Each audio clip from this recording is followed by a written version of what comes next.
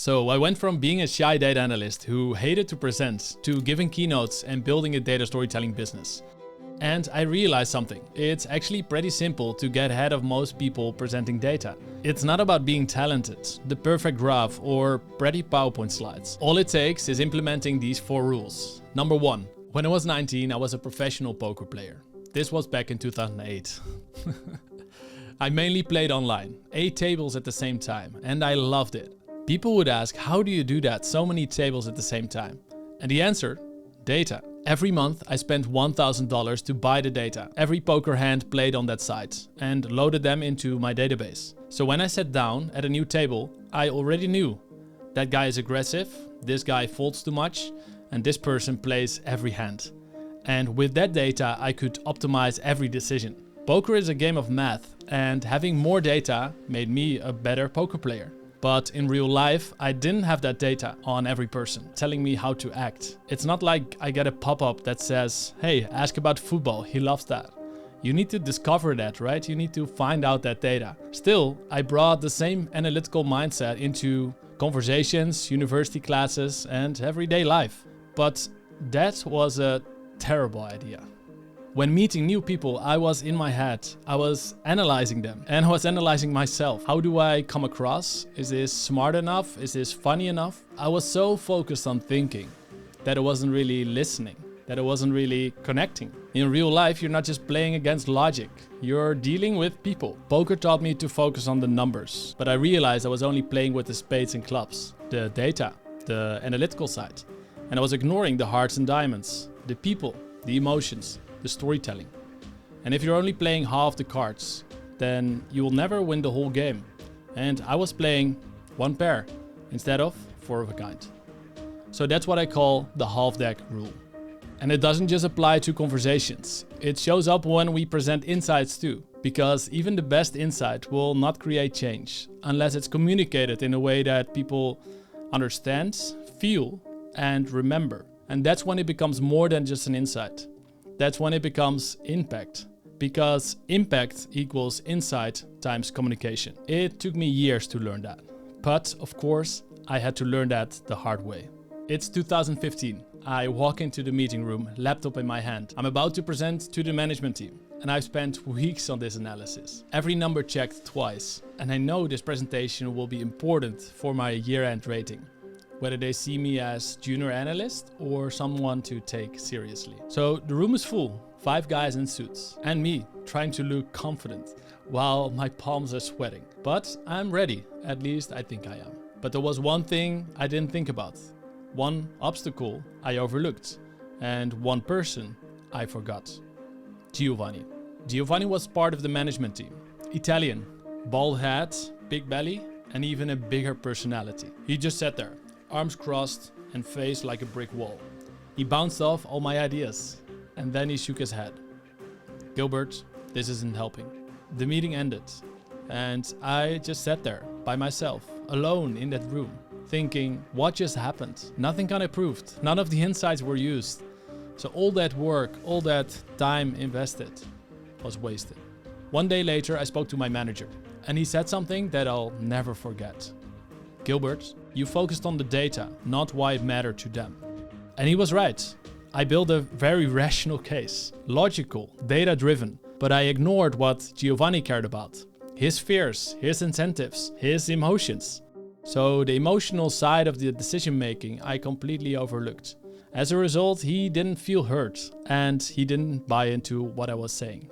And that day I learned something painful but also powerful. Nobody cares about data. They care about what it can do for them. So instead of giving a list of data points, session duration on mobile is 42 seconds. Desktop is 78 seconds. Mobile traffic is up 12%. I should have said, people are landing on the site from our campaigns, but they leave almost immediately. If we fix the mobile experience, we turn that traffic into sales. That version gives them the context, the problem, and a clear recommendation, plus the benefit right there. That's what Giovanni needed, not data, but a reason to care. That's rule number 2, the make it matter rule. Make your insights relevant to your audience. But the problem isn't always what you're saying, or even who's in the audience. Sometimes the problem is what's going on in your head. 4 years ago, I gave one of my first keynotes, but afterwards I sat down next to a woman in the audience.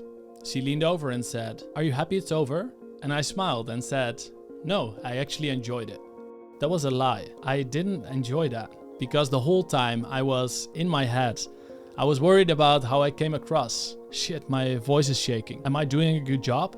The focus was all on me. And the more I was focused on myself, the more nervous I felt.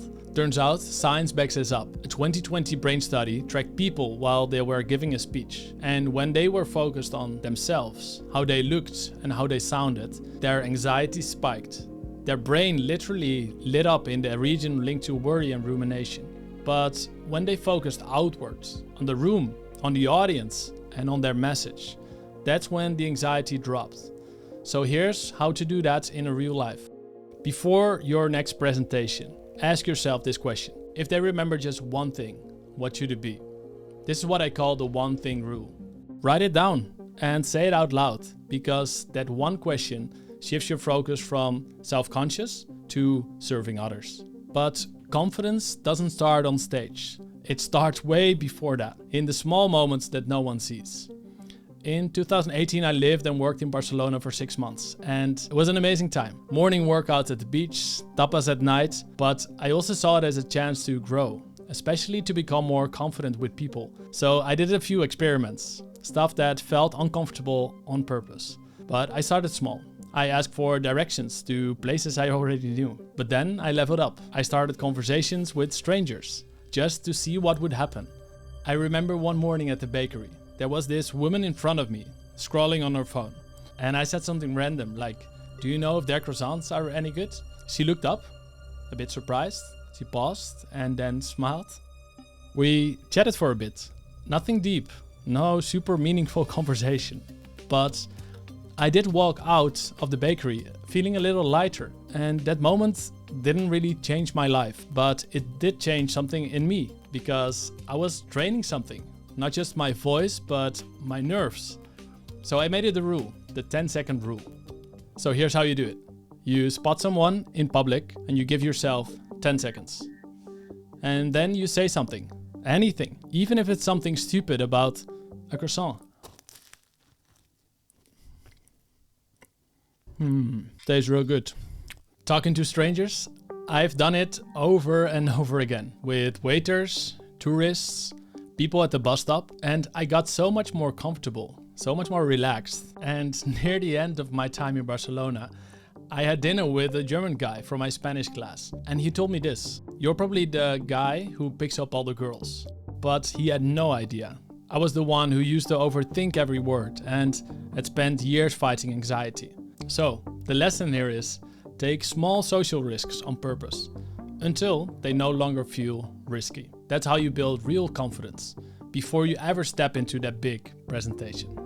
The rules in this video will put you ahead of most data storytellers. But if you want to join the top 1%, you need to know the 3 steps of a good data story. And you need visuals to make your message stick. In this video, I'll show you how to bring it all together. 10 years of experience in only 8 minutes. See you there.